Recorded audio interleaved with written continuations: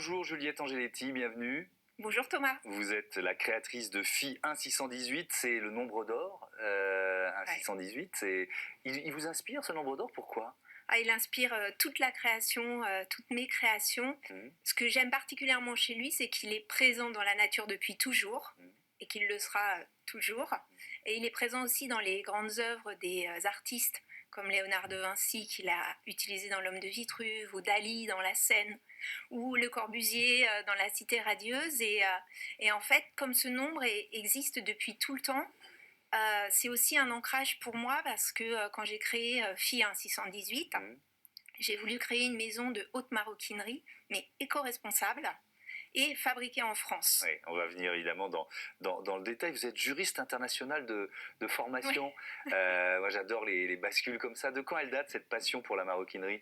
Alors, en fait, j'ai toujours été passionnée par tout ce qui est manuel, en parallèle de mes différents métiers, qui étaient plutôt intellectuels, puisque j'ai travaillé dans les médias aussi.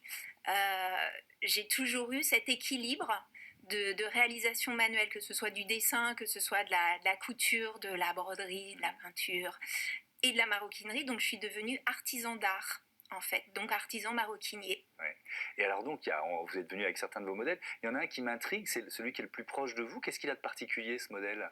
Alors celui-là, c'est un modèle que j'ai développé avec 2 maîtres artisans, que sont Junior Frise-Jacquet, qui est un maître origamiste, et Karen Grégorian, qui est un maître plisseur. Pourquoi ? Parce que c'est un sac, si on le voit, voilà, qui est toujours sur la base du nombre d'or, c'est une seule pièce. Quand on divise le côté par longueur par largeur, c'est 1,618. Et c'est un sac à mémoire de forme. Je vous fais l'exercice. Tac. Okay. Donc maintenant, vous ne le voyez plus puisqu'il est plié. Oui. Mais c'est un sac qui est pliable. Donc c'est un sac qui jusqu'alors n'existait pas. Et je me posais la question. En fait, le maître plisseur réalise toujours des moules en carton à la main. Et tous les 5 sacs, il faut refaire un double moule. Donc industriellement, c'est impossible. Ce qui fait que, comme moi, j'ai toujours fait des séries limitées et numérotées, ça allait parfaitement avec la maison et puis aussi les attentes des clientes, parce que ça, c'est essentiel pour moi. Alors, je voudrais qu'on parle, on est dans Smart Impact, de vos engagements éco-responsables. Ils prennent quelle forme ? Quelles actions vous menez ?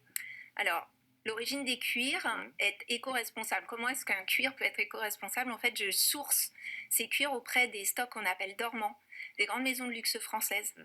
Donc, ce sont des stocks qui auparavant étaient détruits par crainte de la copie et qui sont maintenant rendus accessibles à des personnes de confiance, en fait. Donc, j'ai des qualités de cuir qui sont c'est des peaux entières, de qualité exceptionnelle. J'utilise exclusivement du cuir de veau pleine fleur. Donc ça, c'est la partie éco-responsable pour le produit. La fabrication française, forcément, est aussi éco-responsable puisque l'empreinte carbone des produits que je crée est limitée. Je crée à la fois en Touraine et à Cholet, à 200 km de Paris, en fait. Ça veut dire que ces talents, ils existent toujours en France parce qu'on a une industrie du luxe qui est florissante, Oui, ils existent et un des objectifs de Phi 618, c'est de faire rayonner ce savoir-faire. Et ces talents existent en France et ils sont même encore plus reconnus à l'international. C'est-à-dire qu'aux États-Unis, par exemple, où la marque est distribuée, c'est une vraie valeur que l'artisanat et le savoir-faire français. C'est quoi votre réseau de distribution ? Les trouvez-vous, vos sacs ? Alors, j'ai un double réseau de distribution qui est physique et digital. J'ai ouvert récemment une boutique à Paris, rue du Bac. Et puis, donc, j'ai des revendeurs aussi en France, physique, aux États-Unis, au Japon, en Italie. Donc j'augmente, je cherche à développer ce réseau-là. Et puis en digital, de la même façon, je présente sur notre site, mais également sur des plateformes, par exemple en Asie, en Chine. Voilà. Et avec, à venir, une collaboration avec une maison de haute couture, c'est quoi l'idée ? Alors, ce dont je me rends compte, c'est que parmi mes clientes, j'ai une cliente qui est française ou internationale, mais une connaisseuse vraiment, qui connaît à la fois les codes de la mode, qui est capable de les twister, mais aussi les qualités de la maroquinerie. Et j'ai une cliente qui se dessine avec justement ce sac, qui est une collectionneuse, qui apprécie les pièces rares, qui ne sont pas vus et qui ne seront distribués qu'à très très peu d'exemplaires. Donc cette collaboration haute couture qui est encore confidentielle mais doit voir le jour dans le premier semestre est vraiment très importante. Merci beaucoup Juliette Angeletti, bon vent à FI 1618, le nombre d'or. Voilà, c'est la fin de cette émission.